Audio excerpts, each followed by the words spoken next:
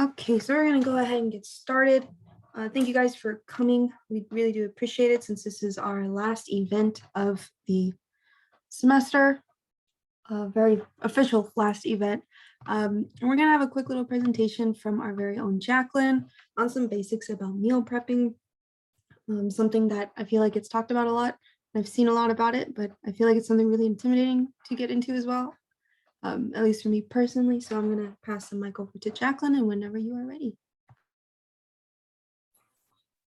All right, everyone. Hi. So I'm Jacqueline Melgar. I am one of the social media managers for Exercises Medicine. Can you guys see the screen? Is there like a gray box on? Oh, you're good. Yeah, you're good. Okay, excellent. So I'm gonna get started. Also, feel free to slow me down at any point. I talk fast when I get nervous. All right. Oh, there you go. So meal prepping is the process of preparing batches of food or meals in advance in order to make meal times easier. Meal prepping also helps you feel in control by eating healthier, spending less money, spending less time, and controlling your proportions. So when planning, good questions to ask are, what am I going to buy at the grocery store? What ingredients do I need? How many meals do I eat? And what days are you cooking for? These questions will help you plan ahead and stick to your routine.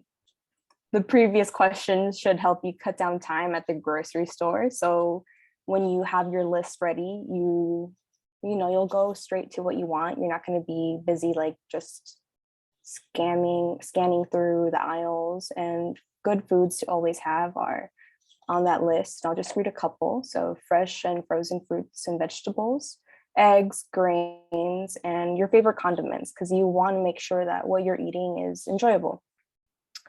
So when coming up with recipes, it's good to consider meals that can be fully or partially made in advance, such as rice or pre-slicing, dicing, chopping foods. You should also consider foods that have a long refrigerator or freezer life, foods that reheat well, since you are cooking them in advance to eat them later, as well as recipes that you can change the size. So if you want to have a bigger stock for later in the week, you can just double the recipe if you want.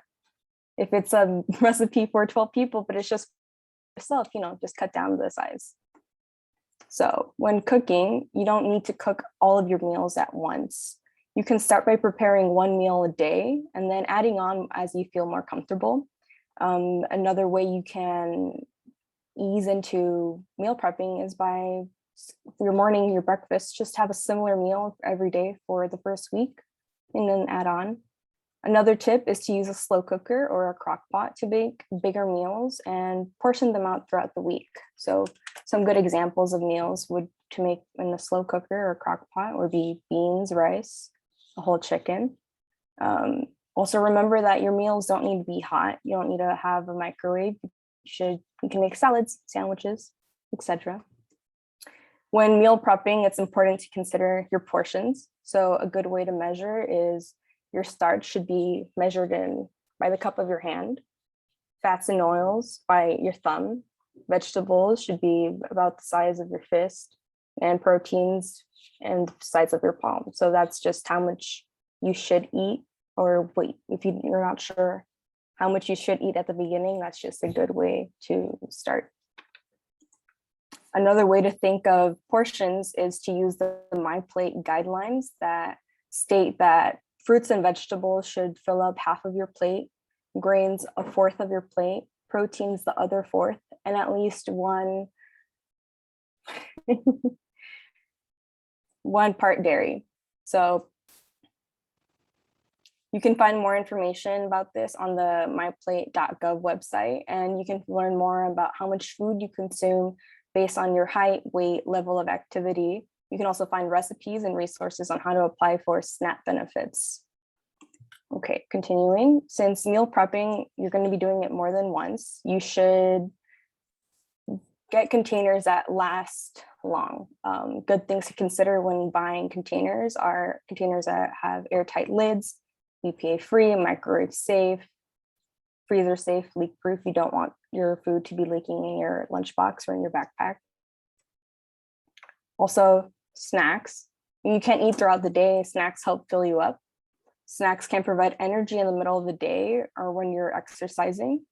A healthy snack between meals can also decrease your hunger and keep you from overeating at meal times. So these are just some snack ideas that are on the screen. So some hummus, muffins, a hard-boiled egg right before your workout.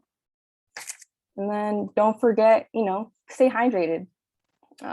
Some people recommend that you drink about 2 liters of water per day, and others just recommend that you sip some water throughout the day whenever you're feeling thirsty.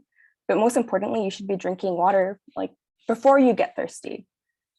If you're trying to increase your water intake, carry a water bottle around with you. Okay, moving on. These are just some good tips to know. Feel free to read them. I don't want to bore you for too long. So thumbs up if you guys read it. I don't want to. All right. Thanks, guys. So, because exercise is medicine. Here are just some ideas on what to eat when you are exercising. For pre-workout, avoid saturated fats and proteins because these types of fuels have a slower digestion and take away oxygen and energy delivering blood from your muscles. Carbs are more easily digested, allowing for a maximized amount of energy. So then to the left, you'll find good foods to eat before workout. In the 20 to 60 minutes after your workout, your muscles can store carbs and proteins as energy, which help in recovery. So carbs can replenish the energy used during your workout, and proteins help repair and grow your muscles, just as Dominic and Sylvia mentioned 2 weeks ago. And on the right, there are some examples of good things to eat after your workout. So that's the end of my presentation. Pretty quick, we're all pretty tired, getting ready to go on to our Thanksgiving break. Any questions? I'll try to see if my research can answer it.